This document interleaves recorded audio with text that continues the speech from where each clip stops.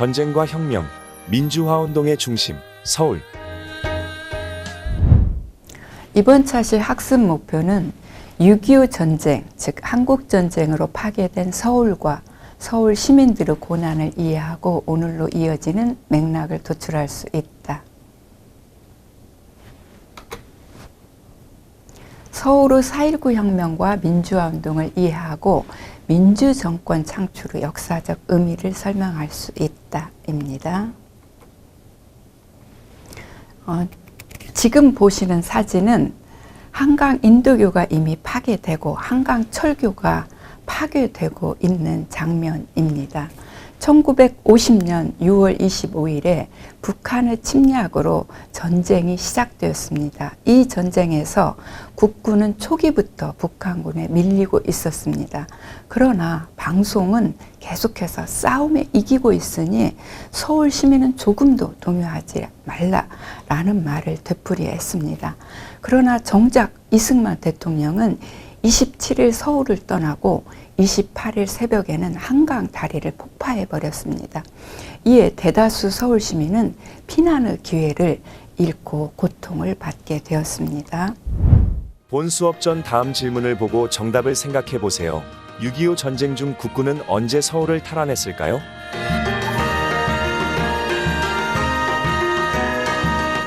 (1950년 9월 15일) 인천 상륙작전 성공 이후 9월 28일 서울이 피탈된 지 93일여 만에 국군은 다시 서울을 수복하였습니다. 1980년대 서울의 민주화운동을 주도했던 계층은 무엇일까요?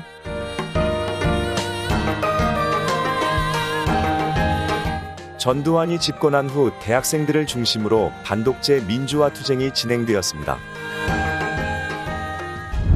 해방 이후 남한의 이승만 정권과 북한의 김일성 정권은 공공연히 한쪽에서는 북진통일, 북한에서는 혁명통일을 주장했으며 38선 부근에서 크고 작은 무력 충돌이 자주 일어났습니다. 1950년 6월 25일에 북한군의 공격으로 전쟁이 시작되었습니다. 국군은 초반부터 밀리기 시작해서 6월 28일 곧바로 서울이 함락되었습니다. 당시 서울 주민 대부분은 거짓 방송과 한강 다리 폭파로 피난의 기회를 잃고 100만여 명이 북한군의 지배하에 들어갔습니다. 1950년 9월에 유엔군과 국군이 인천 상륙작전에 성공함으로써 서울은 다시 대한민국의 품에 안기고 있습니다. 이것을 9.28 수복이라고 이렇게 일컫습니다. 그런데 10월에 들어서 중국군이 한국전쟁에 본격 개입을 하게 됩니다.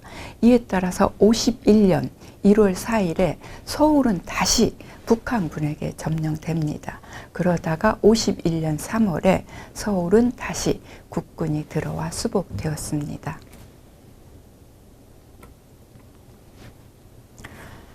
두 번이나 북한군에게 점령되었던 서울은 그야말로 지옥 같은 교난을 겪었습니다.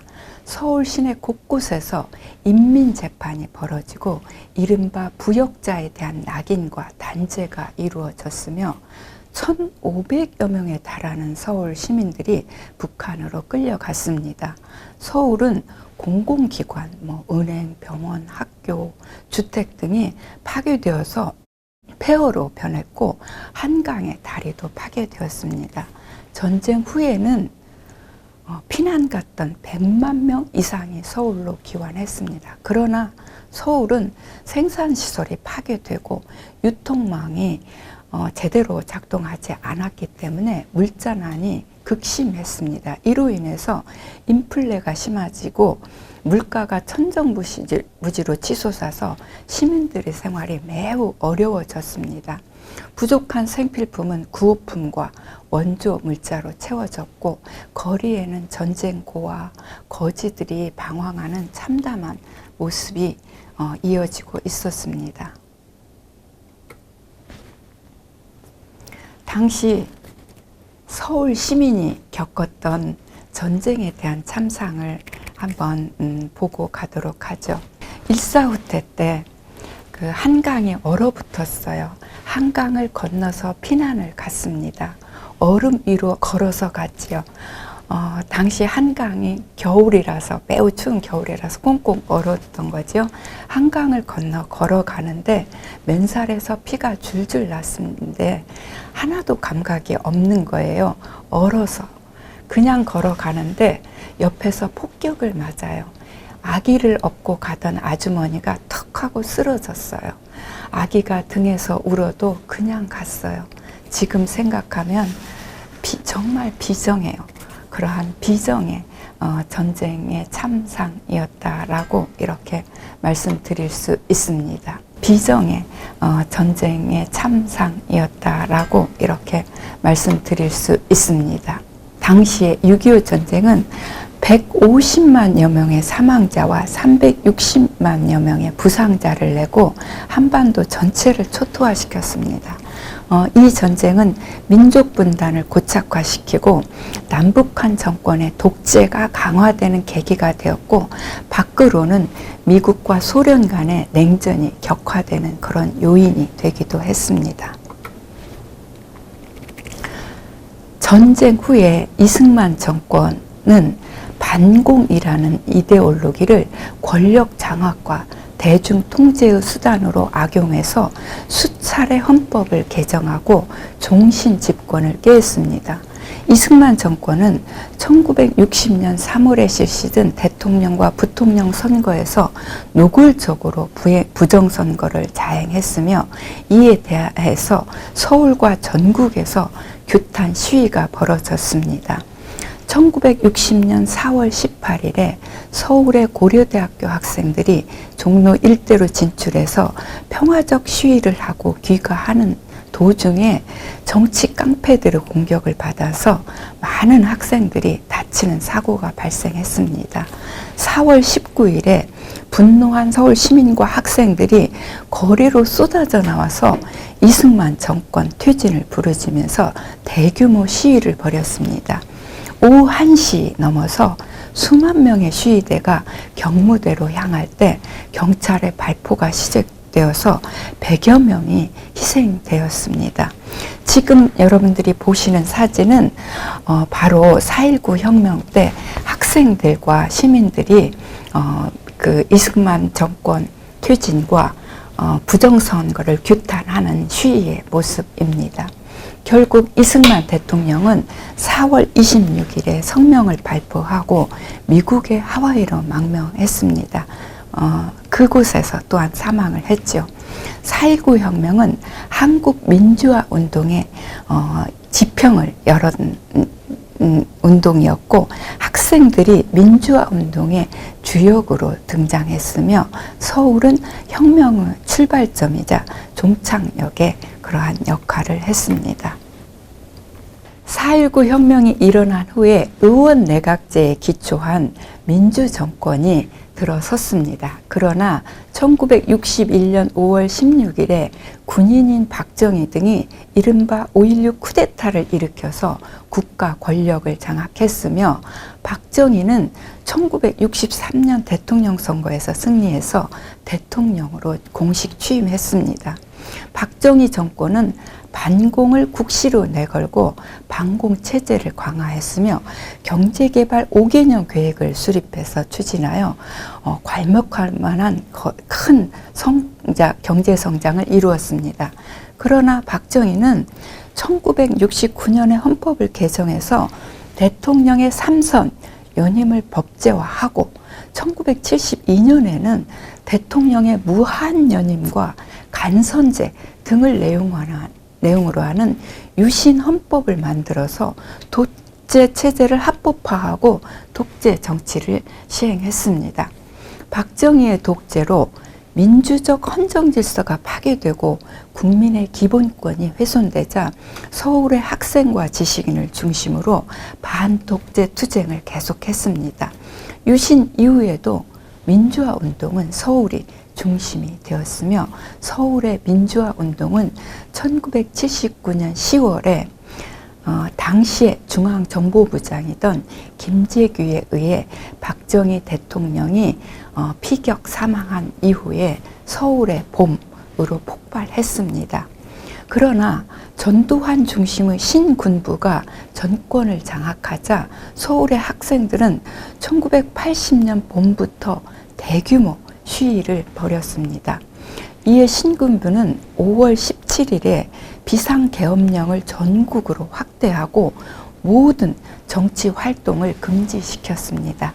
대학에도 휴교령을 내리고 군부대를 투입해서 시위를 원천 봉쇄했습니다. 이로 인해서 이른바 서울의 봄은 마감하게 됩니다.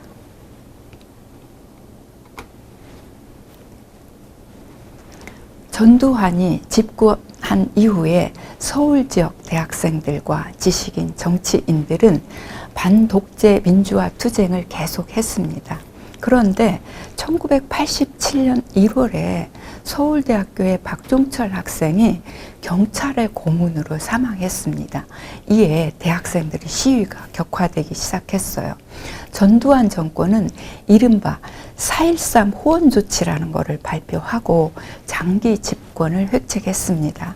당시에 발표한 4.13 호원조치라는 것은 당시 조야에서 국민이 직접 대통령을 뽑는 직선제 개헌 논의가 본격화되었기 때문에 전두환 정권은 88 서울 올림픽을 핑계 대면서 개헌 논의를 중단시키고 기존의 독재 헌법을 수용하려고 했던 조치를 말하는 것입니다. 이에 서울의 대학생과 시민들, 그리고 넥타이 부대로 지칭되는 회사원들, 그리고 정치인들이 민주대연합을 이루어서 서울은 물론이고 전국 각지에서 독재 타도, 호헌 철폐 등을 외치면서 격렬한 시위 투쟁을 전개했습니다. 그런데 6월 9일에 또다시 연세대학교 학생인 이한열이 시위 도중에 최루탄에 맞아 사경을 헤매다가 사망한 사건이 일어나자 시위는 더욱 격화되었습니다. 결국 전두환 정권은 무릎을 꿇고 직선제 개헌과 당시 정치인이자 인권운동가였던 김대중의 사면 복권 등을 담은 6.29 민주화 선언을 했습니다. 이에 따라서 직선제 개헌이 이루어지고 1987년 12월에 대통령 선거가 실시되었습니다. 이로써 단임제 대통령이 선출되었지요. 이후에 제6공화국이 출범해서 지금 오늘날까지 이루고 있습니다. 지금 보시는 사진은 1987년 민주화운동과 경찰들의 대학생들 시위 진압 장면입니다. 1987년에 대학생들은 시위 때마다 독재, 타도, 호헌, 철폐 등의 구호를 목이 터지도록 외쳤습니다. 당시 경찰들은 학생들의 민주화 투쟁을 진압하기 위해 최루탄을 쏘았으며 학생들이 시위가 있는 곳에서는 어디서든지 최루탄과 화염병이 난무했습니다. 서울 시내 곳곳에서 시위가 벌어졌기 때문에 시위하는 학생들뿐만 아니라 일반 시민들도 최루탄 연기를 마실 수밖에 없었고 길거리를 다니면서 눈물과 콧물을 흘리지 않을 수 없었습니다. 서울의 민주화, 한국의 민주화는 그야말로 피땀, 눈물로 이루어진 것이라고 할 수 있습니다. 마무리하자면 6.25 전쟁 때 서울은 2번이나 북한군 치하에 들어가 인적 물적 피해가 매우 컸습니다. 전쟁 후에 이승만 정권은 반공을 내세우고 독재의 길로 들어섰고 1960년에는 서울의 학생과 시민들이 이승만 정권의 독재와 부정선거에 맞서 4.19 혁명을 일으켜서 대통령을 축출 퇴출하고 새로운 민주 정권을 수립했습니다. 그러나 군사 정권이 들어서서 독재 정치가 강화되자 다시 서울은 학생과 지식인, 정치인을 중심으로 반독재 투쟁을 계속했으며 1980년 서울의 봄을 거쳐 1987년에 직선제 개헌과 민주주의를 이끌어냈습니다. 서울은 한국민주화 운동의 중심지이자 민주공화국의 정체를 지켜낸 성지라고 할 수 있습니다.